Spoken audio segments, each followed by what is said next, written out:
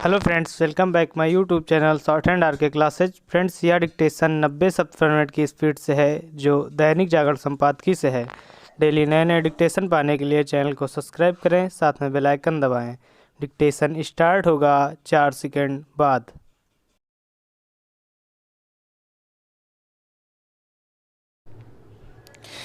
Start. यह अच्छा हुआ कि केंद्र सरकार की एक विशेषज्ञ समिति ने कोविड रोधी टीके स्पुतनिक के उपयोग को मंजूरी दे दी। औषधि महानियंत्रक की ओर से हरी झंडी मिलते ही इस टीके का भारत में उत्पादन और वितरण शुरू हो जाएगा। देश में इसका उत्पादन डॉक्टर रेड्डीज लैब्स के साथ एक अन्य कंपनी की ओर से किया जा सकता है। इससे टीकों की कथित कमी दूर करने के साथ ही टीकाकरण की रफ्तार बढ़ाने में भी मदद मिलेगी। रूस निर्मित स्पुतनिक टीके की खास बात यह है कि एक तो इसके ट्रायल देश में भी हुए हैं और दूसरे यह 91.6% तक प्रभावी है।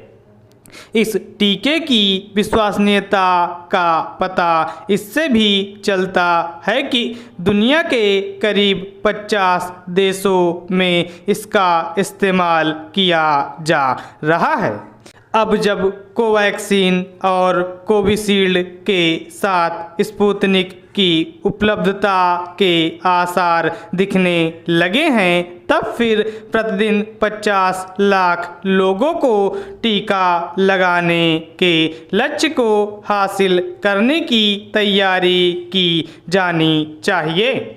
यह ठीक है कि टीका उत्सव के पहले दिन करीब 30 लाख टीके लगे, लेकिन यह संख्या अनुमान से कम है।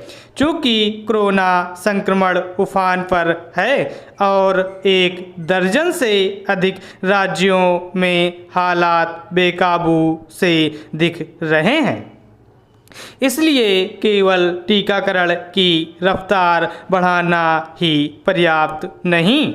इसी के साथ यह भी सुनिश्चित किया जाए कि लोग कोरोना संक्रमण से बचे रहने के लिए आवश्यक सावधानी बरतें और यदि वे ढिलाई का परिचय दें तो उनके खिलाफ सख्ती की जाए।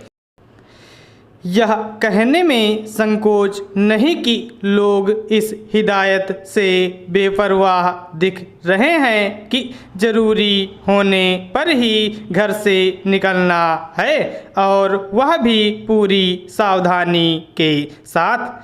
यह भी विचित्र है कि एक ओर कोरोना संक्रमण दिन दुगनी रात चौगुनी गति से बढ़ रहा है और दूसरी ओर बंगाल में चुनावी रैलियां हो रही हैं और हरिद्वार में कुंभ का आयोजन। क्या यह सुनिश्चित किया जा रहा है कि चुनावी रैलियों में आने वाले मास्क लगाने के साथ शारीरिक दूरी का पालन कर रहे हैं?